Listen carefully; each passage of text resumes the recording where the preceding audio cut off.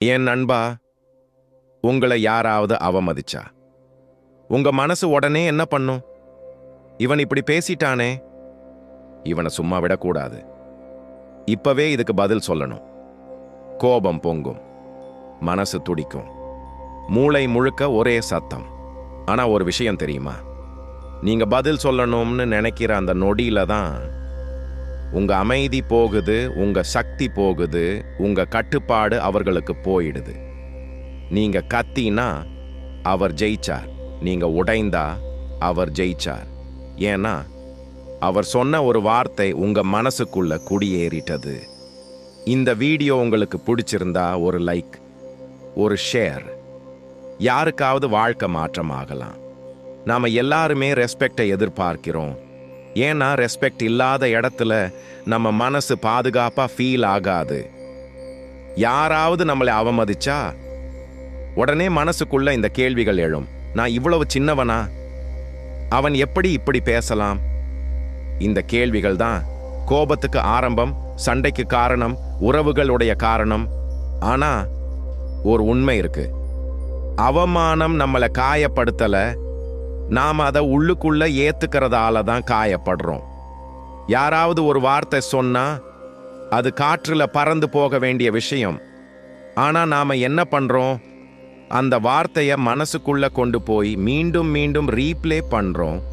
அவன் இப்படி சொன்னான், அவன் என்னை இப்படி பார்த்தான். இதுதான் உண்மையான வலி. புத்தர் இதை கவனிச்சார். ஒரு நாள் அவர் சொன்னார், உன் மனசுக்குள்ள நுழைய அனுமதி கொடுத்தா மட்டுமே உன்னை யாராலும் காயப்படுத்த முடியும்.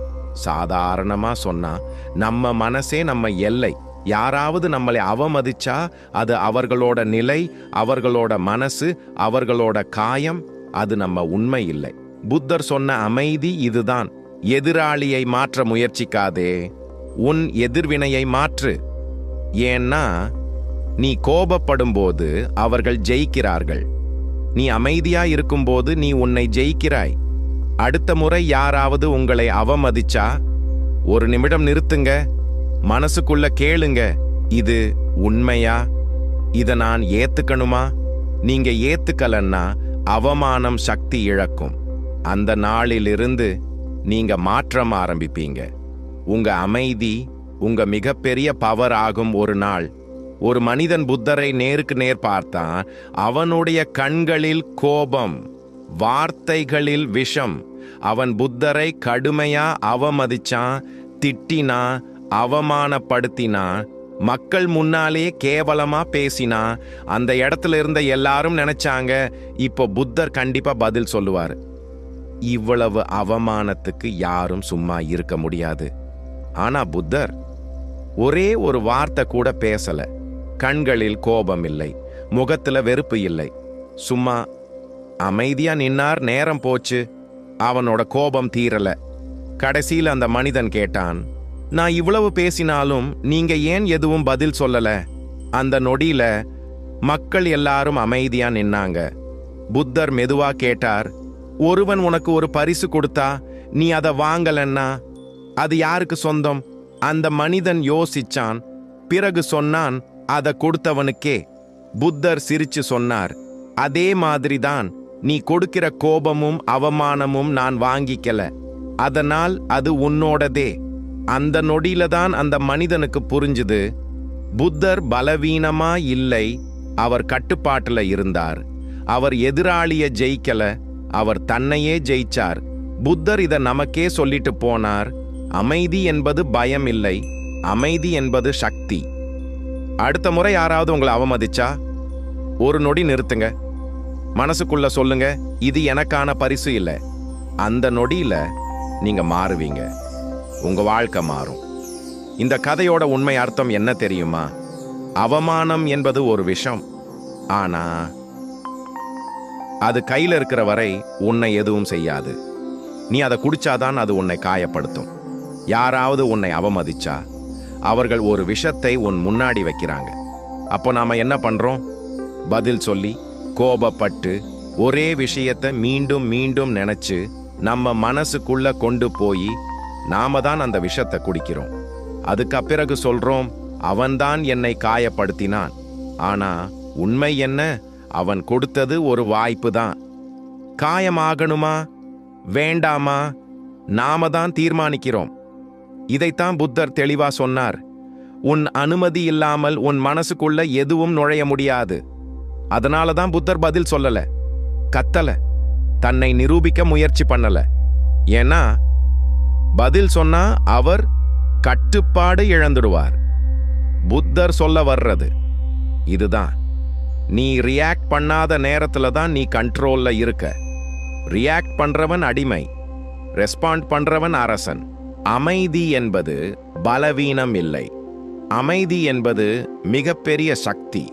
அடுத்த முறை யாராவது உங்களை அவமதிச்சா ஒரு நிமிஷம் நிறுத்துங்க, மூச்சை இழுத்து விடுங்க, மனசுக்குள்ள சொல்லுங்க, இந்த விஷத்தை நான் குடிக்க மாட்டேன். அந்த நொடியில நீங்க உங்களை ஜெயிச்சிருப்பீங்க. அதுதான் புத்தர் கத்து கொடுத்த உண்மை. ஆபீஸ்ல பாஸ் உங்களை அவமதிச்சா, ஃப்ரெண்ட்ஸ் உங்களை டவுன் பண்ணினா, ரிலேட்டிவ்ஸ் கேவலமா பேசினா, அந்த நொடியில மனசுக்குள்ள ஒரே புயல், இவன் எப்படி இப்படி பேசலாம், நான் சும்மா விடணுமா? உடனே ரியாக்ட் பண்ணாதீங்க. ஏன்னா அந்த ஒரு ரியாக்ஷன் தான் உங்க அமைதியை பறிக்குது, உங்க பவரை அவர்களுக்கு கொடுக்குது. பதிலா இந்த 3 விஷயம் மட்டும் பண்ணுங்க. 1, 5 செகண்ட்ஸ் அமைதி, எதுவும் பேசாதீங்க, ஒரு ஆழ்ந்த மூச்சு இழுத்து விடுங்க. இந்த 5 செகண்ட்ஸ்ல தான் நீங்க உங்களை காப்பாத்துறீங்க. அந்த இடைவெளி கோபத்துக்கும் ஞானத்துக்கும் நடுவில் இருக்கிற எல்லை. 2, அப்சர்வ். இது அவன் மனநிலை. அவன் கோபமா பேசுறானா? அவனுக்கு ஸ்ட்ரெஸ் இருக்கா? அவன் வாழ்க்கையில காயம் இருக்கா? அவன் வார்த்தைகள் அவன் நிலையை காட்டுது, உங்க மதிப்பை இல்லை. புத்தர் சொன்னது இதுதான். ஒருவரின் பேச்சு அவரை வெளிப்படுத்தும், உன்னை அல்ல. 3, டீட்டாச். இது என் மதிப்பு இல்ல. மனசுக்குள்ள தெளிவா சொல்லுங்க, இது என் உண்மை இல்ல, இது என் மதிப்பு இல்ல. அந்த நொடியில அவமானம் உங்க மேல ஒட்டாது. நீங்க அமைதியா இருந்தா அவமானம் பவர் இழக்கும். இது பலவீனம் இல்ல, இது தப்பிக்கிறது இல்ல, இது உச்ச கட்டுப்பாடு. அமைதியா இருக்க தெரிஞ்சவன் எங்கேயும் உடைய மாட்டான். அடுத்த முறை யாராவது உங்களை அவமதிச்சா நினைச்சுக்கோங்க, பாஸ், அப்சர்வ், டிட்டாச். அந்த 3 செகண்ட்ஸ் உங்க வாழ்க்கையையே மாற்ற ஆரம்பிக்கும். அவமானப்படுத்துறவங்களுக்கு உங்க கோபம் தான் ஃபியூவல். நீங்க ரியாக்ட் பண்ணினா அவர்களுக்கு சாட்டிஸ்ஃபேக்ஷன், நீங்க கத்தினா அவர்களுக்கு வெற்றி. ஏன்னா அவர்கள் தேடுறது உங்க பதில், உங்க கோபம், உங்க எமோஷனல் ரியாக்ஷன். ஆனா நீங்க ரியாக்ட் பண்ணலனா அவர்களுக்கு கன்ஃபியூஷன். இவன் ஏன் எதுவும் பேசல? அவர்களுக்கு கில்ட். நான் தான் தவறா பேசிட்டேனா? அவர்களுக்கு ஃபியர். இவன் கால்மா இருக்கிறதுக்கு காரணம் என்ன? அமைதி அவர்களை நடுங்க வைக்கும். ஏன்னா கோபத்தை ஹேண்டில் பண்ண தெரிஞ்சவனை எளிதா கட்டுப்படுத்தலாம், ஆனா அமைதியை யாராலும் கணிக்க முடியாது. இதைத்தான் புத்தர் புரிஞ்சார். அவர் கத்தல, வாதம் பண்ணல, தன்னை நிரூபிக்க முயற்சி பண்ணல. ஏன்னா அமைதிக்கு விளக்கம் தேவையில்லை. அமைதி பேசாம பேசும், ஒரு வார்த்தையும் இல்லாம ஒரு லெசன் கற்றுக் கொடுக்கும். Silence is the loudest reply. அடுத்த முறை யாராவது உங்களை அவமதிச்சா உடனே பதில் சொல்லாதீங்க. உங்க முகத்துல அமைதி, உங்க உடலில் கட்டுப்பாடு. அந்த நொடியில பவர் ஷிஃப்ட் நடக்கும். நீங்க மேல, அவன் கீழே. அமைதி பலவீனம் இல்லை. அமைதி என்பது ஆதிக்கம். அமைதி என்பது செல்ஃப் ரெஸ்பெக்ட். அமைதி என்பது இன்னர் பவர். நீங்க அமைதியா இருக்க தெரிஞ்சா யாராலும் வந்து உங்களை அசைக்க முடியாது. நீங்க எல்லாத்துக்கும் ரியாக்ட் பண்ணினா உங்க வாழ்க்கையை எல்லாரும் கண்ட்ரோல் பண்ணுவாங்க. யார் கோபப்படுத்தினாலும் நீங்க கோபப்படுறீங்க. யார் அவமதிச்சாலும் உங்க மனசு உடையுது. யார் இக்னோர் பண்ணினாலும் உங்க செல்ஃப் வொர்த் குறையும். அப்போ உண்மை என்ன? உங்க மூடை, உங்க வாழ்க்கையையே மற்றவர்கள் ரிமோட் கண்ட்ரோல் பண்றாங்க. ஆனா இதே உலகத்துல ஒரு வேற லெவல் மனிதன் இருக்கான். அவன் எல்லாத்துக்கும் ரியாக்ட் பண்ண மாட்டான். அவன் கால்மா இருப்பான். அவன் உள்ளுக்குள்ள நின்னுக்குவான். நீங்க கால்மா இருந்தா உங்க வாழ்க்கையை நீங்க கண்ட்ரோல் பண்ணுவீங்க. யார் என்ன பேசினாலும் உங்க அமைதி அசையாது. யார் என்ன நினைச்சாலும் உங்க மதிப்பு குலையாது. இதுதான் ரியல் பவர். புத்தர் சொல்ல வர்றது இதுதான். உன் மனசை யார் கட்டுப்படுத்துறாங்கோ அவர்கள்தான் உன்னை கட்டுப்படுத்துறாங்க. அதனால தான் ரெஸ்பெக்ட் கேட்டு போகாதீங்க. ஏன்னா கேட்ட ரெஸ்பெக்ட் நிலைக்காது. இன்னர் பீஸ் பில்ட் பண்ணுங்க. அது உங்க நடையில தெரியும், பேச்சுல தெரியும், அமைதியில தெரியும். அப்போ என்ன நடக்கும் தெரியுமா? மக்கள் உங்களிடம் பேசுவதற்கு முன் ஒரு நொடி நிறுத்தி யோசிப்பார்கள். மக்கள் உங்களை அவமதிப்பதற்கு முன் 2 முறை சிந்திப்பார்கள். மக்கள் தானாகவே உங்களை மதிக்க ஆரம்பிப்பார்கள். என அமைதியா இருக்கிறவன யாராலும் எளிதா காயப்படுத்த முடியாது. நினைச்சுக்கோங்க, ரியாக்ட் பண்றவன் அடிமை, கால்மா இருக்கிறவன் தலைவர். இன்னைக்கு இல்லனா நாளைக்கு இன்னர் பீஸ் பில்ட் பண்ணினவனுக்கு ரெஸ்பெக்ட் தானா வரும்.